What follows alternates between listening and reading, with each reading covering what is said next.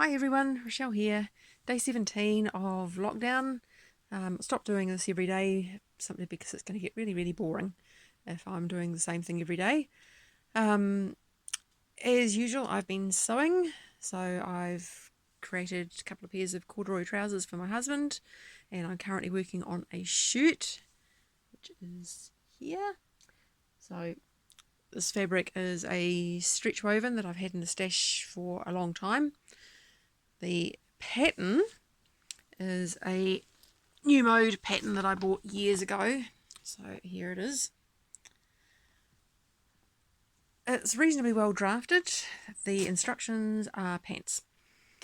So the instructions for the sleeve vent placket that I'm doing at the moment are very limited. They basically don't tell you most of what you need to know. And my brain has gone on strike due to a lack of sugar added with the stress of this whole lockdown thing and COVID-19 thing, etc. So I just can't get my head around it tonight, so I'm going to have to do it tomorrow once I've had a bit of sleep.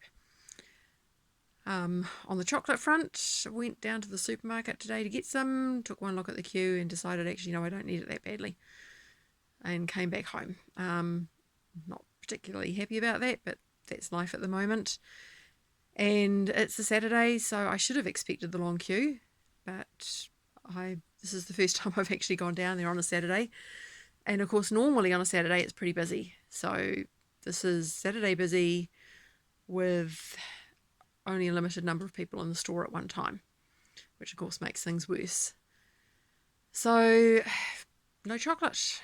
Hopefully tomorrow I'll pop down early and get some. I can't wait till Thursday, which is grocery day. There are certain things that you just kind of need.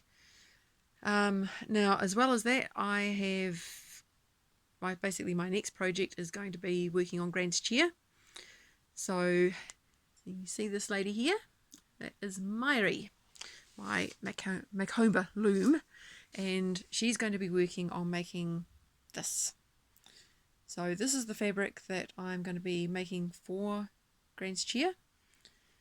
Now the bit at the top is been fooled a bit too much. I'm going to be aiming for the bit at the bottom, but I'm going to have to do another test because I didn't actually write down how long I washed it for, etc. I mean, it may have been a couple of sessions at 40 degrees, or it may have been one session at 60 degrees in the front loader. I'm not sure. So I'm going to have to do a bit of a test swatch and work it out. Weave a little bit extra, cut that off and pop it in the machine and see what happens. And take notes. Definitely take notes this time. So with the chair, I'm up at the point now where I need to start the padding. And I've got some cotton batting that Mandy at Guild was kind enough to give me on our final day at Guild before the lockdown hit. So I'm going to be using that. I'm going to have way more than I need. I may have to look for other chairs to do after this. We'll see how things go. I also have done a little bit of spinning. I've got a whole lot of old stuff that I bought ages ago, and I decided I need to use some of that. So I pulled out a big wodge of, technical term, that wodge, of Shetland, light grey. It's quite a coarse wool. It's certainly not merino soft, or it's basically it's come from the main part of the sheep. It hasn't come from that little bit at the back of the neck that the really good Shetland comes from. But at the end of the day, it'll make a nice rustic and warm yarn, and really that's all you need. So aside from that, school starts online for the kids on the 15th at 10 o'clock in the morning. So I'm not sure how that's going to work because I'll still be wanting to do my things, but at the same time I need to make sure they're doing what they're supposed to be doing. So it's going to be a learning experience for all of us. I am not a homeschool type person. I'm the sort of person that, had I tried homeschooling, I'm fairly sure that I would have ended up in jail, which is why I sent them off to school. Better for both of us.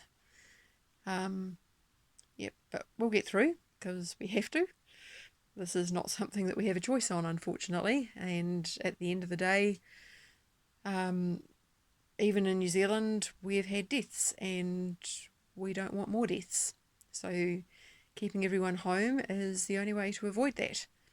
So those people who are already sick or brewing it don't get to hand it on to anyone else. Now, as our Prime Minister said the other day, we have one advantage. We've got a really big moat and we have to make sure we use that moat. So from now on, or actually from yesterday on, I think, was any New Zealanders who come back into the country are going to be isolated. Government's picking up the tab for that. If they're symptomatic, they go into a full lockdown in a hotel. So they're not allowed to leave their rooms at all. If they don't test negative and they don't have any symptoms, then they will be still in a hotel room, but they will be able to leave their room for exercise. They still have to stay in their own bubble. So same as the rest of us on that front. And after 2 weeks, if they are still fine, then they will be allowed to continue home to self-isolate in their home bubble. For those who are symptomatic, then obviously they will be staying in their hotel and being monitored for their health. And obviously if their condition worsens, then they will go into hospital, same as anyone else would. We've got, let's see, there was 4 deaths. Yes, they've all been elderly, but that's still not good. We don't want anyone dying. We're doing quite well so far, but that's 4 deaths out of a little over 400 recovered. So that's still 1% of the recoveries, which is still quite a high number. And we'll just have to keep our fingers crossed that that's the end of it. Unfortunately, there are some clusters in with vulnerable people in them. So there's one in the Rosewood Rest Home, which is I think it's at least partially a dementia unit over in Christchurch. And there's another one in George Manning Rest Home, which is also in Christchurch. And these are all elderly people. And of course, in the case of the dementia people, they don't understand what's going on. And you can't really explain it because, I mean, when you tell someone something who's got dementia, they don't remember it. They don't understand it. And, they don't understand why they're not in their familiar place. And that's not going to be helping their health either, unfortunately. So we know they're doing their best for them, and we just have to hope that 4 is all we end up losing. So wish us luck, and we're wishing everyone else in the world luck too. So I think that's pretty much it for me for today. I'll probably post again in a few days. Everyone, look after yourselves, stay well, stay in your bubble, and see you on the other side, whenever that may be. Bye.